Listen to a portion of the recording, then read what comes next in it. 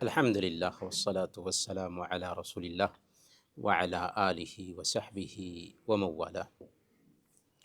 محترم بزرگوں، بھائیوں، السلام علیکم ورحمۃ اللہ وبرکاتہ۔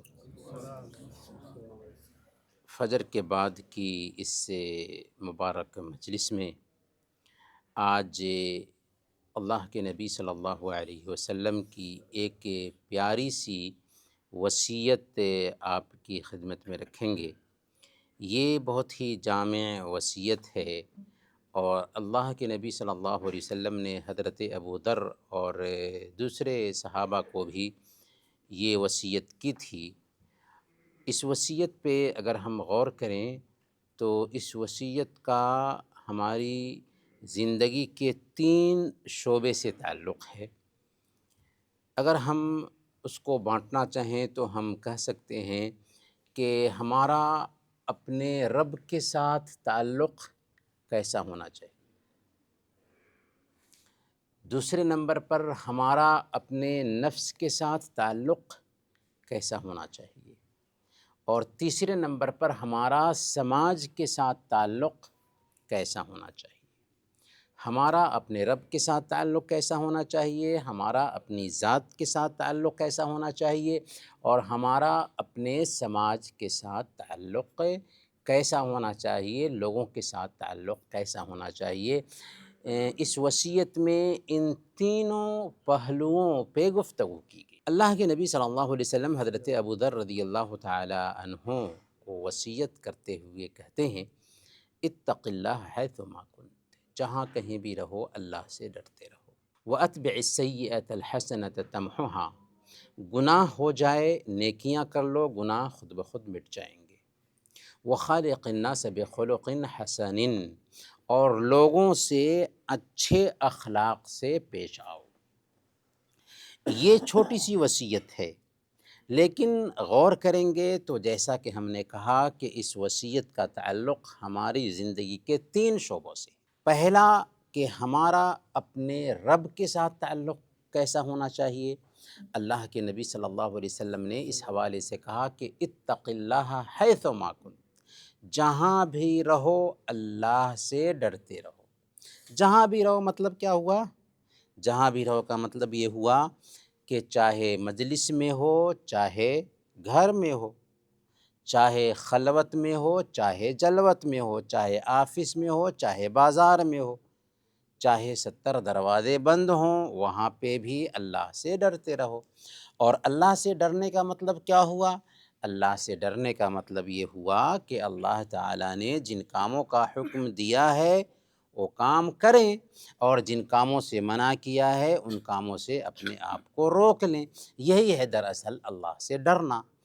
اور اللہ کی نگرانی کا جب ایک انسان کے اوپر یہ احساس پیدا ہو جاتا ہے کہ میں مسلمان ہوں اور میرے اوپر رب کی نگرانی ہے، اور رب کی نگرانی 4 طرح کی ہے کہ وہ ہمیں دیکھ رہا ہے، وہ ہماری باتوں کو سن رہا ہے، وہ ہماری ایک ایک حرکت سے آگاہ ہے، اسی طرح اس کے فرشتے ہیں جو ہماری ایک ایک بات نوٹ کر رہے ہیں، اسی طرح سے ہمارے اعضاء و جوارح بھی، جن کو لذت پہنچانے کے لیے ہم کوئی گناہ کرتے ہیں، یہ اعضاء و جوارح بھی کل قیامت کے دن ہمارے خلاف گواہی دیں گے اگر ہم نے ان کو غلط کاموں میں استعمال کیا ہوگا۔ تو اگر ہم نے ان اعضاء کو صحیح کام میں استعمال کیا تو یہ اعضاء ہمارے لیے گواہی دیں گے، اگر ہم نے ان اعضاء کو غلط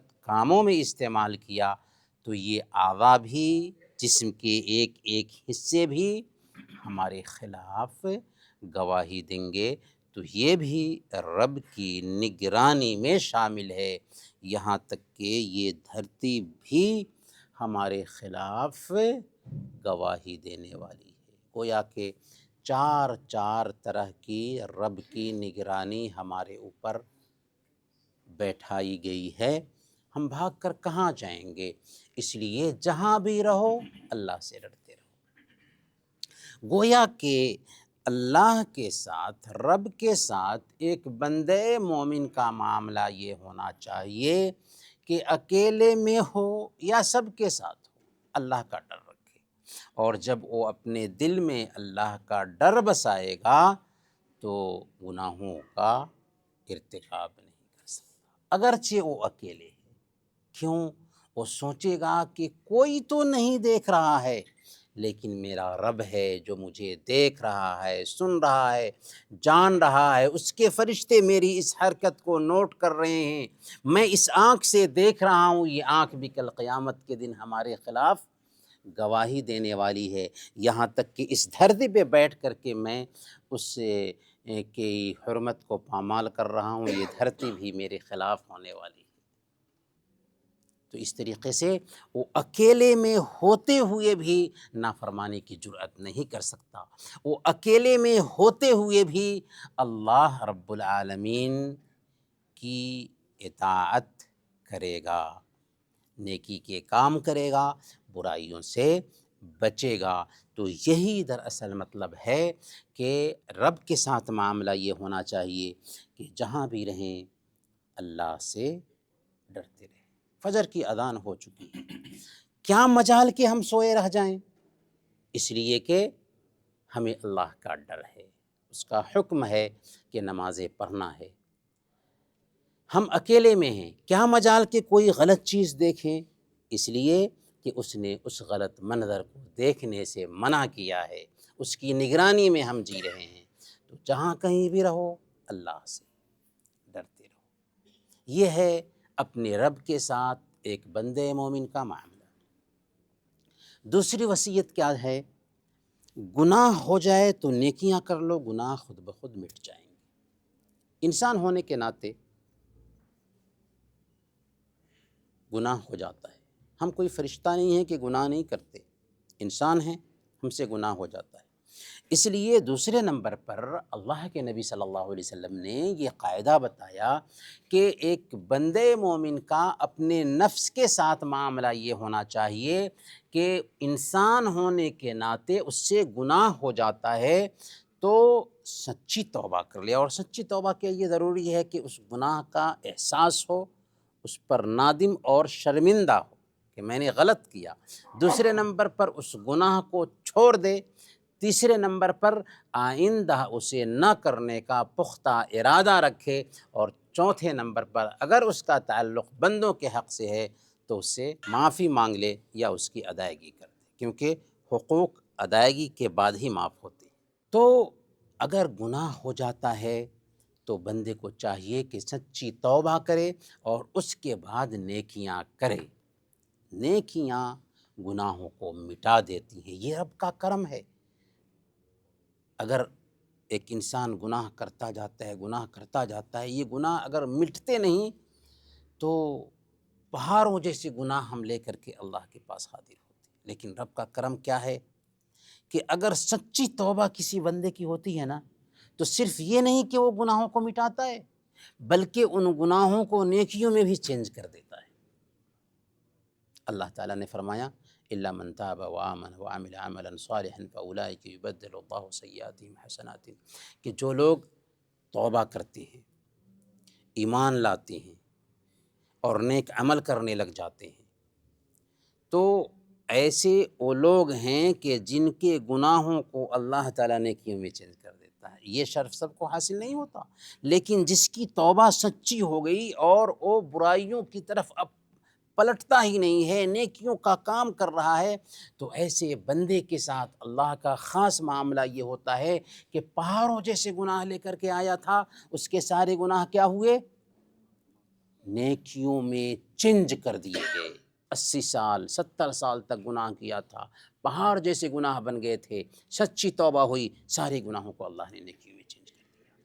تو گناہ ہو جاتا ہے، انسانی تقاضے کے ناطے فوراً نیکیاں کرنی چاہیے، اور نیکیوں کے بہت سارے کام ہیں، ان کو ہم جانتے ہیں۔ برائی کیا ہے اس کو ہم جانتے ہیں، برائی یہ ہے کہ نفس اس کو برا کہے اور ہم یہ پسند کریں کہ لوگ اس کو جان نہ لیں، اور نیکی یہ ہے کہ جس سے نفس ہمارا مطمئن ہو۔ تو نیکی کیا ہے، برائی کیا ہے، اس کو ہم جانتے ہیں۔ تو اگر برائی ہو جاتی ہے توبہ کر لیں اور نیکیوں کے کام کر لیں، برائیاں خود بخود مٹ جائیں گی۔ یہ ہے ایک مومن کا اپنے نفس کے ساتھ معاملہ۔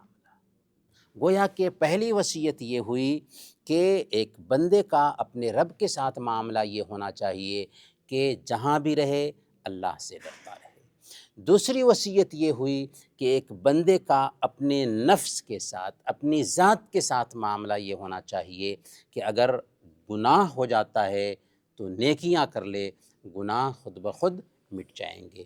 تیسری وصیت عام لوگوں کے ساتھ ایک بندے مومن کا یہ ہونا چاہیے کہ وہ خالق الناس بخلق حسن، لوگوں کے ساتھ اچھے اخلاق سے پیش آؤ۔ اچھے اخلاق کا مطلب کیا ہوا؟ اچھے اخلاق میں 3 چیزیں آتی ہیں۔ اگر یہ 3 چیزیں اپنی زندگی میں ہم اتار لیتے ہیں تو ہمارا اخلاق گویا کہ اچھا ہے۔ پہلے نمبر پر کسی بھی انسان سے ملے تو مسکراتے چہرے کے ساتھ ملے۔ مسکرانے میں کچھ خرچ ہوتا ہے، لیکن پیارے نبی صلی اللہ علیہ وسلم نے کہا کہ مسکراتے چہرے کے ساتھ ملتے ہو کسی سے تو تم صدقہ کر رہے ہو، صدقہ کر رہے ہو۔ تو مسکراتے چہرے کے ساتھ ملنا، اس میں کوئی عیب نہیں ہے بلکہ خوبی ہے، اور یہ حسن اخلاق کی پہلی پہچان ہے۔ دوسرے نمبر پر کسی سے بھی ملیں تو اس کو بھلائی پہنچانے کے خواہش مند رہیں، سوچیں کہ ہماری ذات سے اس تک بھلائی پہنچ جائے۔ کسی کے ساتھ بھی معاملہ ہو تو کوشش کریں کہ اس کو اس تک بھلائی پہنچائیں، اس کے ساتھ خیر کا معاملہ کریں، اس کے ساتھ اچھائی کا معاملہ کریں۔ اور تیسرے نمبر پر اپنی ذات سے جو برائی اس تک پہنچ سکتی تھی اس برائی کو اس سے روک دیں۔ گویا کہ اچھے اخلاق میں 3 چیزیں آتی ہیں، جس سے بھی ملے مسکراتے چہرے کے ساتھ ملیں، دوسرے نمبر پر اپنی ذات سے بھلائی پہنچانے کی کوشش کریں، تیسرے نمبر پر برائی کو دور کریں، یا اگر برائی وہ پہنچاتا ہے، ہمارے ساتھ برائی کرتا ہے تو برداشت کر لیں۔ ہمارے اخلاق اچھے ہیں۔ یہ ہے عام لوگوں کے ساتھ معاملہ۔ تو اللہ کے نبی صلی اللہ علیہ وسلم کی نہایت ہی پیاری وصیت ہے۔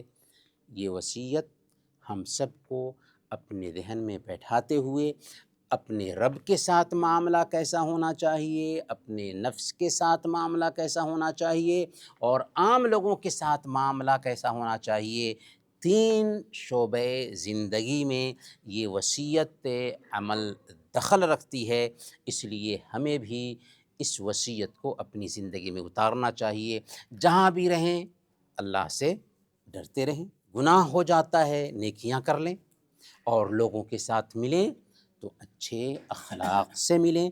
اور اچھے اخلاق میں 3 چیزیں آتی ہیں، مسکراتے چہرے کے ساتھ ملیں، لوگوں کو اپنی ذات سے بھلائی پہنچائیں، اور اگر وہ تکلیف پہنچاتے ہیں تو برداشت کر لیں اور اپنی ذات سے تکلیف نہ دیں۔